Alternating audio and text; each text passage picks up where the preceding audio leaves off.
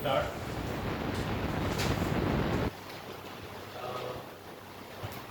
Start. Stop.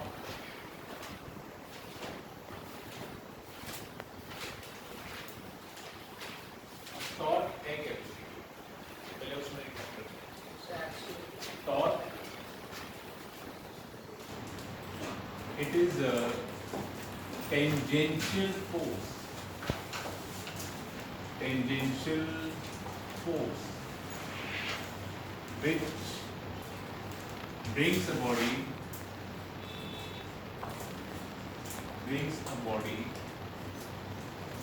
in rotational motion. Rotational motion. एक वो force body को रोटेशनल मोशन ला सकती है, tangential, is called torque. Correct. मान लो सपोज हमारे पास एक रॉड है जिसको आपने यहाँ पे हिंज किया हुआ है. करेक्ट. आप जो फोर्स लगा रहे हैं, अगर आप यहाँ फोर्स लगाते हैं, ये फोर्स इस रॉड को इस एक्सिस के क्रॉस घुमा देगी, रोटेट हो जाएगी. तुम्हारे पास टॉर्क का जो सिंबल है वो ये है. करेक्ट. टाउ बोलते हैं सिंबल. क्या बोलते हैं? Tau. Correct. English version of tau. तो basic formula is R cross है. आर क्या है? परपेंडिकुलर डिस्टेंस है. परपेंडिकुलर distance between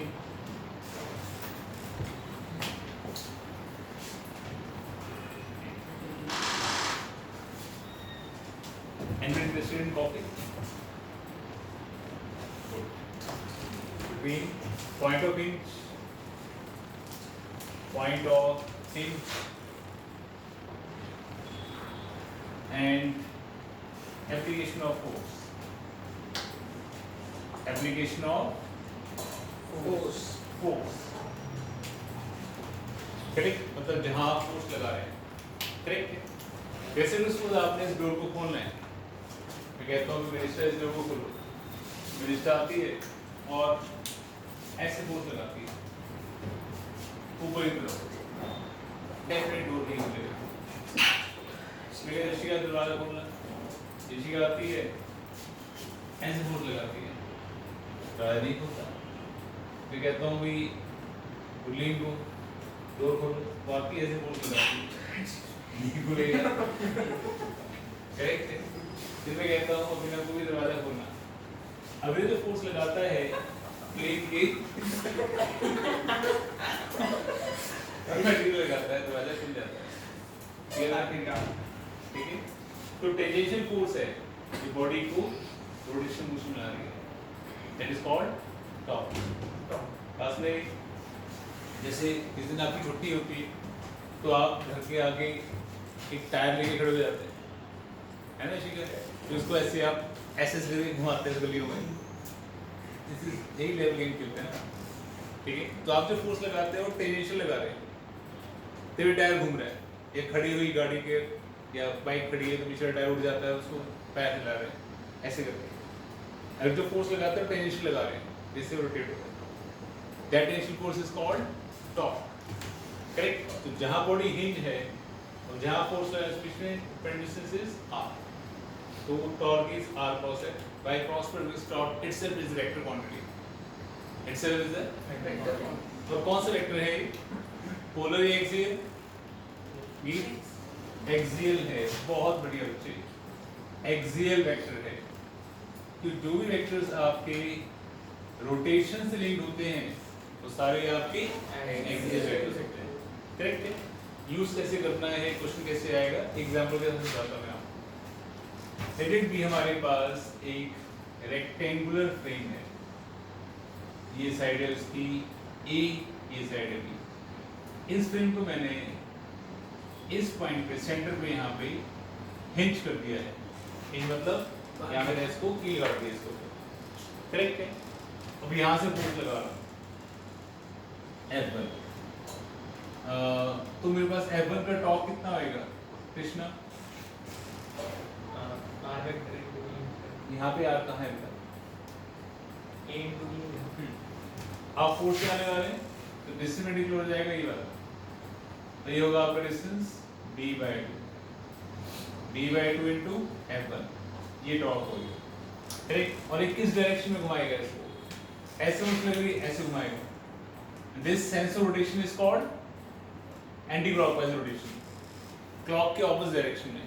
हमने शायद कभी घड़ी देखी हो तो क्लॉक ऐसे घूमती है, उसके साथ तो क्लॉकवाइज उल्टा एंटी क्लॉकवाइज करेक्ट। ये जाएगा आपका एंटी क्लॉकवाइज, ठीक है कृष्णा? यस। तो अगर आप फोर्स यहाँ लगाते हैं F2 तो उसका टॉर्क क्या होता है मिस्टर आयुष खान? आयुष खान बोलो। a/2 into F2। बहुत बढ़िया। डिस्टेंस में हुआ आपका ये वाला, ये कितना हुआ आपका? a/2 तो जाएगा a/2 into F2। कहाँ हमारे बच्चे इसको? Anti clockwise. Anti clockwise correct है। तो यहाँ फोर्स ऐसे लगाते हैं F3, तो मिस्टर देवांश F3 का टॉर्क क्या होएगा?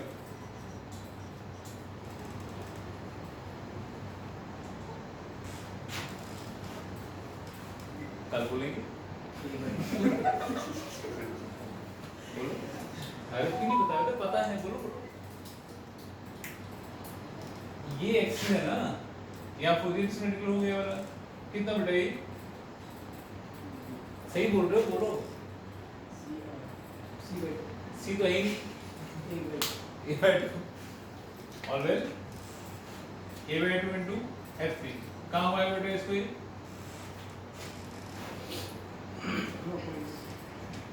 क्लॉकवाइज घुमाएगा, बहुत बढ़िया। तुम्हारे पास अगर हम फोर्स यहाँ लगाते हैं इस डायरेक्शन F4 तो मेरे से इसका टॉर्क क्या होगा? F4 कहाँ हुआ बेटा इसको? ये क्लॉकवाइज घुमाएगा। बात समझ आएगी? Correct. Torque is R cross F, तो इसकी ऐसी यूनिट क्या होंगे? इसकी न्यूटन मीटर, सही है? ओके, समझा कैसे टॉर्क निकालना है? टॉर्क क्या है समझा गया? चलो ये क्वेश्चन और करते हैं तो हैव मोर क्लैरिटी। अब मैंने क्या किया, वही रेक्टेंगुलर फिल्म ले लिया, ये साइड है A, ये साइड B, इस बार मैंने इसको यहाँ हिंज कर दिया, यहाँ पे करेक्ट है। हिंज पॉइंट चेंज कर दिया, साथ साथ लिखे नहीं। अब यहाँ से फोर्स लगा रहे हैं F1, यहाँ से फोर्स लगा रहे हैं F2, यहाँ फोर्स लगा रहे हैं F3, यहाँ फोर्स लगा रहे हैं F4, ठीक है? यहाँ मित्र F1 का टॉर्क क्या होगा? b into F1। B into F1 कहाँ घुमाएगा बेटे? Anti clockwise. एंटी क्लॉकवाइज, बहुत बढ़िया।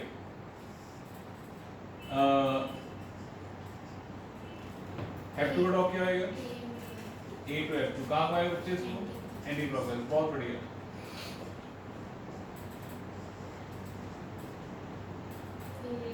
F3 का टॉर्क कितना होगा? जिस पॉइंट पे बॉडी को हिंज कर दिया गया है वहां पे लगने वाली फोर्सेस टॉर्क नहीं दे सकती।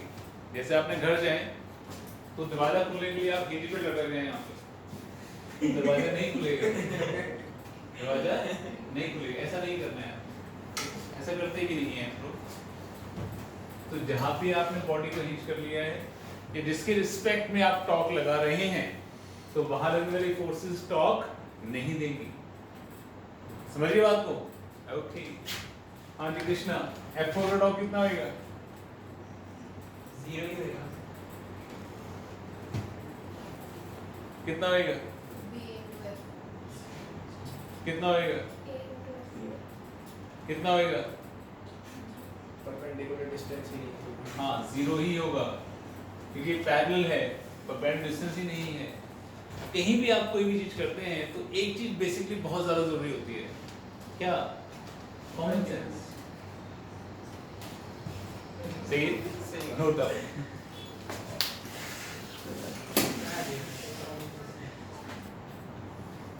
Okay see one more question. Let see हमारे पास एक लाइट रॉड है, एक लाइट रॉड है,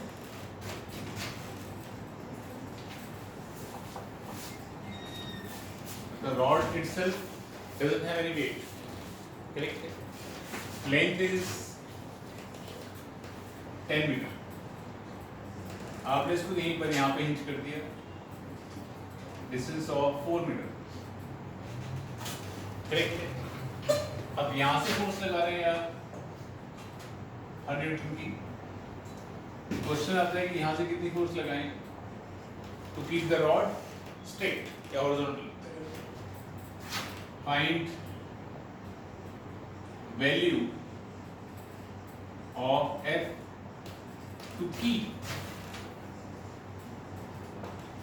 the rod horizontal.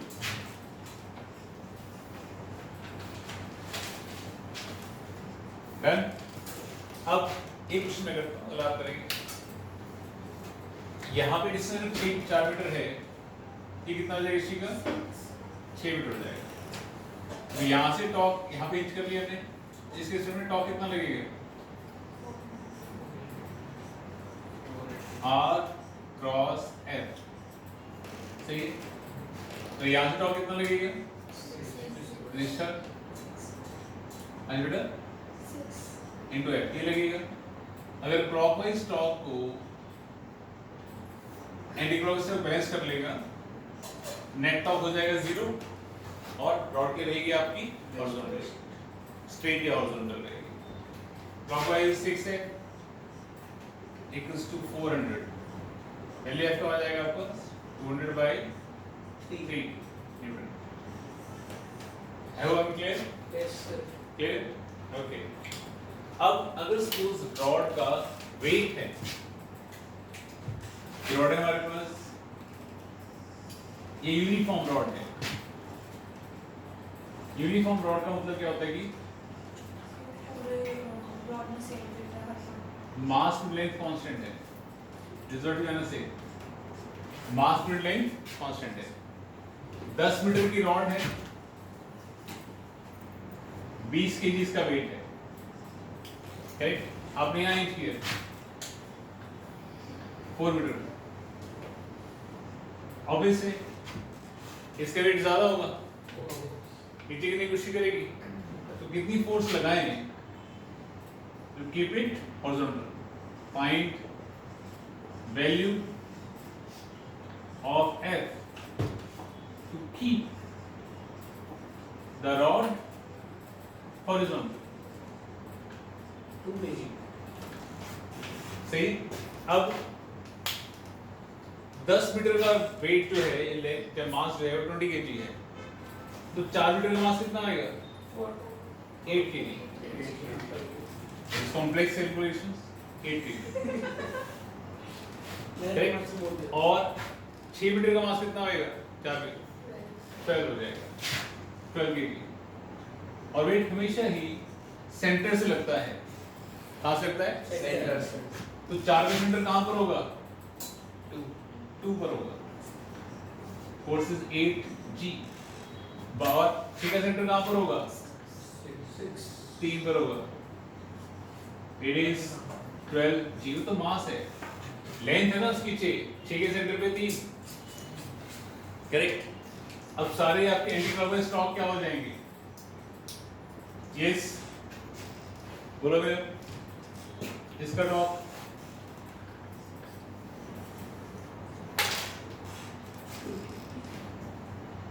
बोलो ना.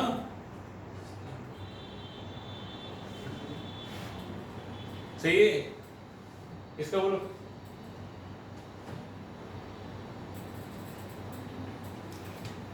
कितना दूर है टैक्सी से यहाँ से?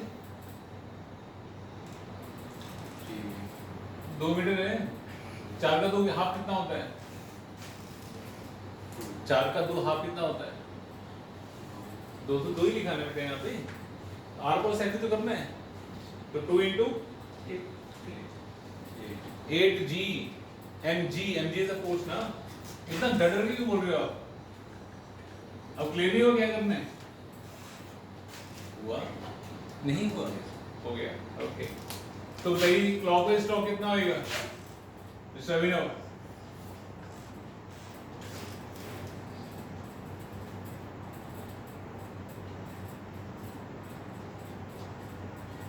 कृष्णा 3 into 12. हाँ आर प्लस है 8 to 12 सही है। R into force R into force R into force सही है ना। अगर आपको रॉड का हॉरिजॉन्टल रखना है तो नेट एंटी क्लॉकवाइज टॉर्क जो है क्लॉकवाइज इक्वल होना चाहिए। Anti clockwise torque is 4f plus 16g equals to 36g। Actually कितनी आ जाएगी 20g/4। क्या बोलते हैं इसको हम 5G. 5g। आगे सर नोट डाउन। Yes. या तो गिवन क्वेश्चन में हमारे पास एक यूनिफॉर्म रॉड है इसका मास पर लेंथ कांस्टेंट है। यूनिफॉर्म रॉड का मतलब यही होता है 10 मीटर की लेंथ है और 10 केजी इसका वेट है करेक्ट। यहाँ इंच किया गया है तो 3 मीटर का वेट होगा 3g। क्लियर? कहाँ से लगेगा प्रॉपर्ली सेंटर से लगेगा। यहाँ से लगेगा बस 3g। सेंटर मतलब डिस्टेंस कितना हो जाएगा 3/2 करेक्ट है।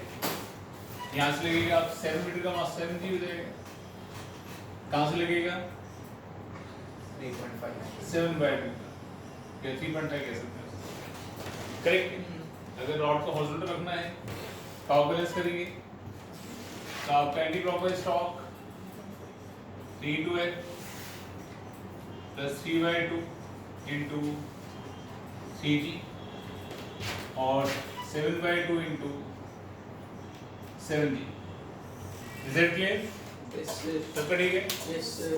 ओके अब इस केस में अगेन यूनिफॉर्म रॉड है इस गिवन 10 मीटर इसका मास है 10 केजी इसका वेट 10 मीटर इसकी लेंथ 10 केजी इसका मास होगा करेक्ट है।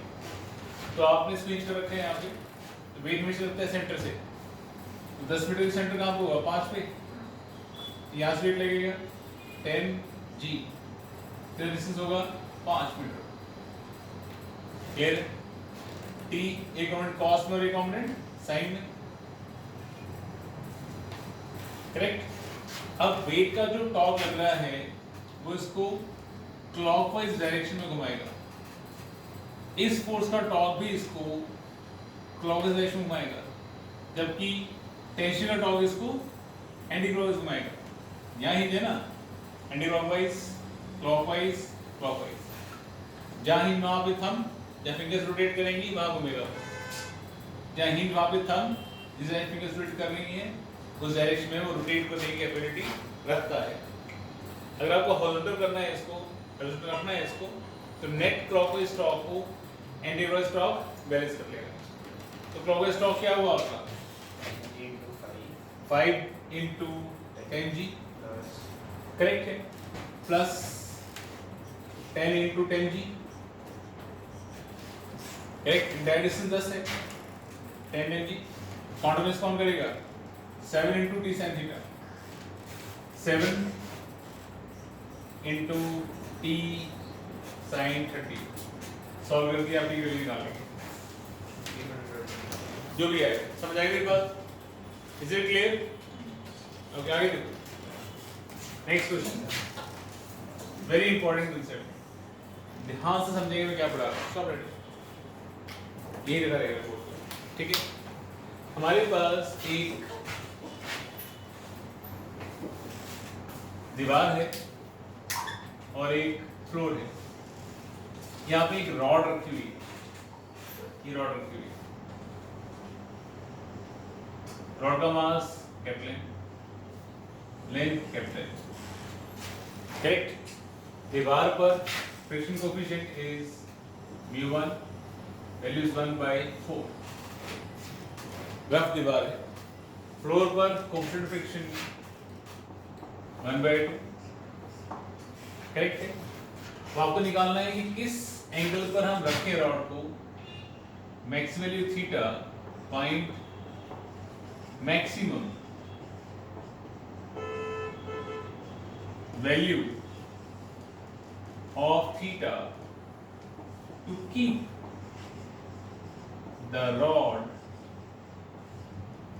या to avoid slipping या prevent the rod from slipping, prevent the rod from slipping. सही है। अब सबसे पहले आप देखेंगे कौन कौन सी फोर्सेस रॉड पे लग रही हैं। कौन कौन सी फोर्स लग रही हैं? सरफेस नॉर्मल एक्शन देगा। मान लो सपोज ये पॉइंट आपका है ए और ये पॉइंट आपका है बी, यहां से नॉर्मल एक्शन यहां लगेगा, उसके लिए क्या होगी हमारे पास N A, clear? Normal action यहां लगेगा, क्या वैल्यू है उसकी एम बी। नॉर्मल एक्शन हमेशा सरफेस के परपेंडिकुलर लगता है। ये सरफेस है तो नॉर्मल एक्शन आपका यहां लगा, ये सरफेस है तो नॉर्मल एक्शन आपका यहां लगा। हमें क्लियर? वेट हमेशा सेंटर से लगता है in case of uniform bodies, तो वेट लगेगा आपका सेंटर से, यहां से, which is M G, correct? Friction हमेशा रिलेटिव मोशन को अपोज करता है, मोशन को अपोज नहीं करता फ्रिक्शन, रिलेटिव मोशन को अपोज करता है। तो रॉड की टेंडेंसी क्या है? नीचे स्लिप होने की। अगर आप रॉड रखोगे तो नीचे स्लिप हो सकती है, अपने आप को ऊपर ही जा सकती है कि मेरी टेंडेंसी ऊपर खड़े रहेगी, ऐसे हो जाऊंगा अपने आप, नहीं, ग्रेविटी नीचे पुल करने की कोशिश करेगी उसको, समझ गए? तो टेंडेंसी अगर नीचे होने की है तो फ्रिक्शन रिलेटिव मोशन की टेंडेंसी या रिलेटिव मोशन के अगेंस्ट काम करता है। अगर वो यहां से होना चाहती है तो फ्रिक्शन आपका यहां लगेगा। वैल्यू क्या हो जाएगी फ्रिक्शन की? Mu into normal action, correct है? How much is mu 1? 1/4, n is by 4, बस में भी।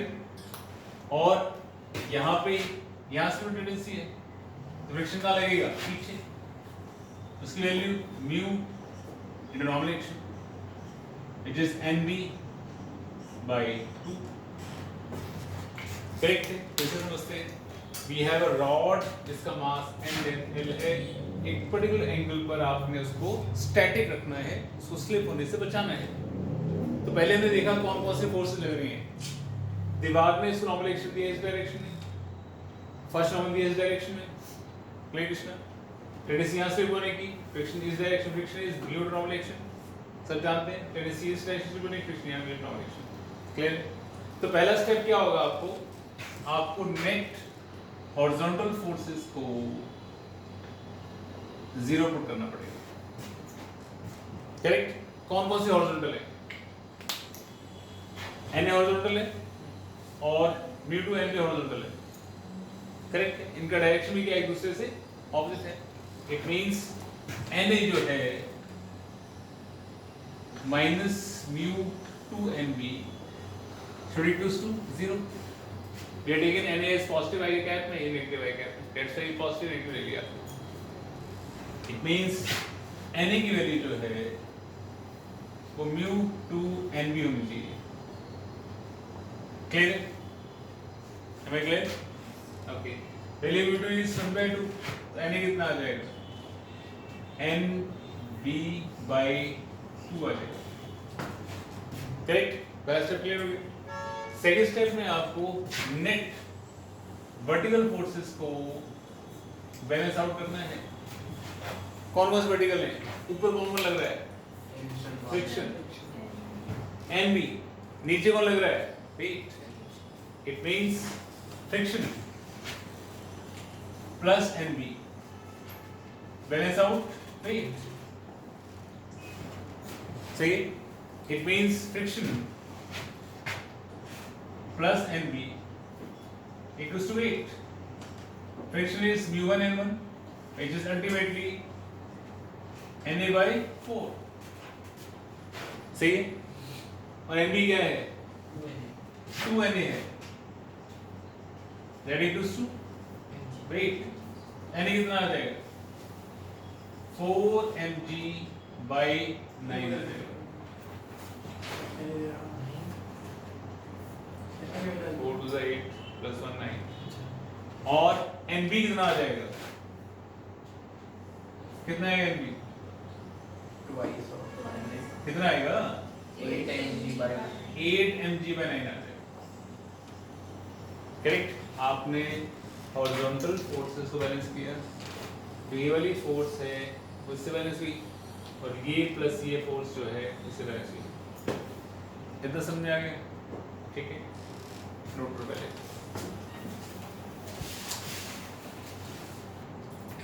ओके, तो हमने बेसिकली हॉरिजॉन्टल फोर्सेस को और वर्टिकल फोर्स को बैलेंस करके Na और Nb की value in terms of weight निकाल दी, इन टर्म्स ऑफ वेट निकाल दी। ठीक है, अब आपको टॉर्क बैलेंस करना है।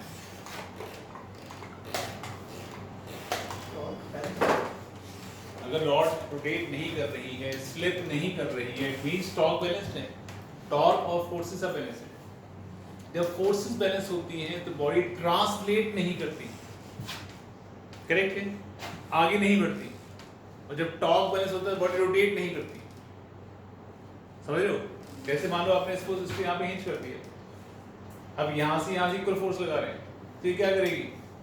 रोटेट करेगी, पर ट्रांसलेट नहीं करेगी। अगर आपने हिंज नहीं भी किया तभी इक्वल ऑपोजिट फोर्स लगाएंगे तभी रोटेट नहीं करेगी, ट्रांसलेट नहीं करेगी। करेक्ट। बट अगर सपोज आप फोर्स लगाते हैं तो ये क्या करेगी? ट्रांसलेट करेगी। करेक्ट। फोर्स नेट जीरो होने का मतलब है कि बॉडी ट्रांसलेट नहीं करेगी, और टॉर्क नेट जीरो होने का मतलब है बॉडी रोटेट नहीं करेगी। करेक्ट। ट्रांसलेशन और रोटेशन मोशन अब क्या होता है आप जानते हैं? अब देखो ध्यान से समझना क्या कर रहे हैं। हमारे पास ये रॉड है, तो हमने मान लिया कि रॉड आपकी इस पॉइंट पे हिंज है। करेक्ट। तो हम जो टॉर्क लेंगे, taking torque with respect to A, यहां के रिस्पेक्ट टॉर्क लेंगे, तो मतलब यहां पे लगने वाले फोर्सेस टॉर्क नहीं दे पाएंगे। इट मींस F1 टॉर्क नहीं दे पाएगा, Na टॉर्क नहीं दे पाएगा। करेक्ट। जिस पॉइंट पे आप बॉडी को हिंज मान लेते हैं उस पॉइंट पे लगने वाले फोर्सेस टॉर्क नहीं दे पाते हैं, क्योंकि उसका कोई पर्टिकुलर डिस्टेंस नहीं बन रहा। डन। अब कौन दे रहा है? ये लेंथ L है, ये थीटा है, ये लेंथ कितनी हो जाएगी? L cos थीटा, और ये कितनी हो जाएगी? L sin theta. करेक्ट है। वेट हमेशा लगता है सेंटर से, यहां से, तो L cos थीटा का सेंटर क्या हो जाएगा? L cos थीटा का हाफ है ना, वेट सेंटर है तो L cos थीटा का हाफ हो जाएगा यहां से। अब ये टॉर्क जो है ये किस डायरेक्शन रोटेट करने की कोशिश करेगा बॉडी को? क्लॉकवाइज। इस डायरेक्शन को हम क्लॉकवाइज कहते हैं। करेक्ट है। यहां जो लग रहा है हमारे पास friction force F2 which is V2N2, तो कहां घुमा सकती है? इस डायरेक्शन में, अगेन क्लॉकवाइज। और यहां जो फोर्स लग रही है which is NB, वो कहां घुमा सकती है? Anti clockwise. करेक्ट। अब हमारे पास क्लॉकवाइज टॉर्क कितना है? mg ने टॉर्क दिया L cos थीटा का हाफ क्लॉकवाइज, और फ्रिक्शन ने टॉर्क दिया, अब ये यहां फोर्स लगी है, डिस्प्लेसमेंट क्या हुआ आपका? H sin theta. यहां बॉडी हिंज्ड है, यहां फोर्स लगी, डिस्प्लेसमेंट आपका ये हो गया which is L sin theta.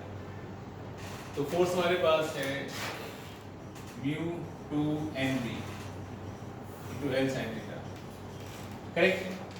हमारे पास एंटी क्लॉकवाइज टॉर्क क्या है, एन बी का टॉर्क है। अब फोर्स अगर यहाँ लग रही है तो डिस्ट्रीब्यूटिव क्या हुआ, ये cos theta. L cos theta हुआ, L equals to L cos theta into NB. Correct? Now to keep the rod horizontal, yeah, to prevent the rod,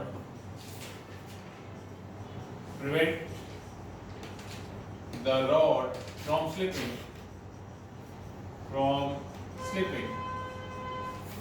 तो आपके पास क्लॉकवाइज टॉर्क को पहले से आउट कौन करेगा, anti clockwise torque. Clockwise torque है कितना, mg L cos theta का half plus mu two nb, value of nb is mu two कितना है 1/2, 1/2, nb कितना है 8 mg by 9 L sin theta, anti-clockwise torque कितना है L cos theta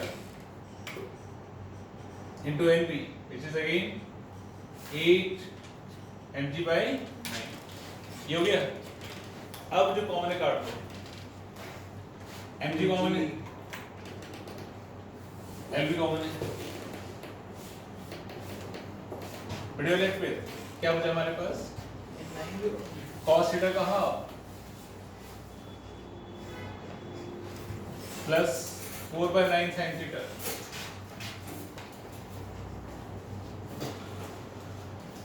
equals to 8/9 cos theta. cos theta वहां पे दो, 8/9 minus 1/2 cos थीटा, ये आ जाएगा, कितना आ जाएगा 16 माइनस 9 कितना हुआ 7/2, 18 काट दिया 9 से, तो tan थीटा कितना हो जाएगा 7/8।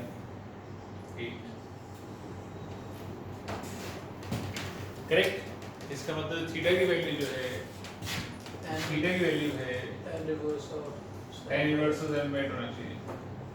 इस एंगल पे रखोगे, इससे कम पे रखोगे तो आपकी रॉड स्लिप नहीं करेगी। समझ गई, very important concept, very important question too. चलिए सर जैसे उस पे हमने जो खींचा वो ओके, इस क्वेश्चन में